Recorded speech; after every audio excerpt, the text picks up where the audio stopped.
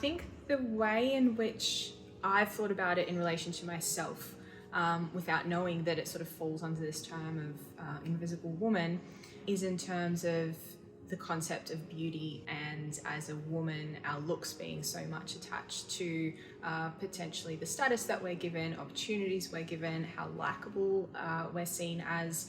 I know that there is research that says people, both men and women, but people who are seen as more beautiful or attractive are also seen as more likable. And I think as a woman, that's certainly something that in some ways has influenced me and the way I have presented myself going forward, whether that be in workspaces or otherwise, to be seen as likable. A bit invincible.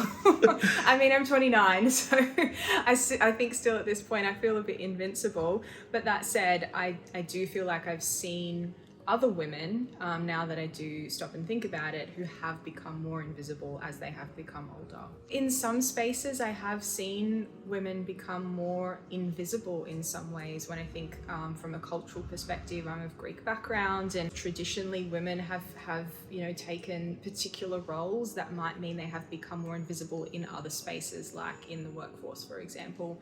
And then in other ways, as a psychologist, I mean, for us, I'm privileged in that we are seen as being better psychologists the older that we are, and age is actually a good thing. And particularly within academia as well, the older you are, the more publications you might have, the more you have to contribute to knowledge and research. So in that sense, for me, aging has always been seen as a positive thing to try and, to work towards, and that there's positive things that come in terms of employment with it.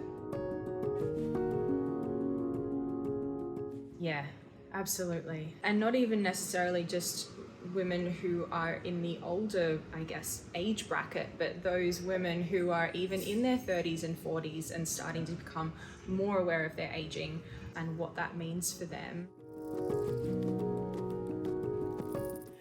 As you say that, I'm thinking like, this is what I have to look forward to. I'm going to start to fade one day. What would I say to them? I would be saying to them, surround yourself with people first and foremost who value you for who you are in terms of the core qualities that you have within you, because those qualities and those values, those don't fade.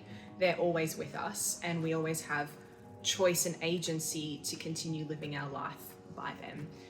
Things like looks and standards of beauty, those change, but the core values that make you who you are, they don't change, they don't fade, they don't have to fade.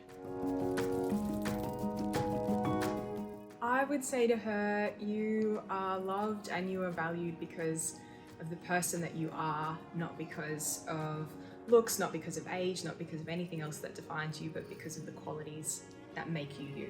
Stay visible.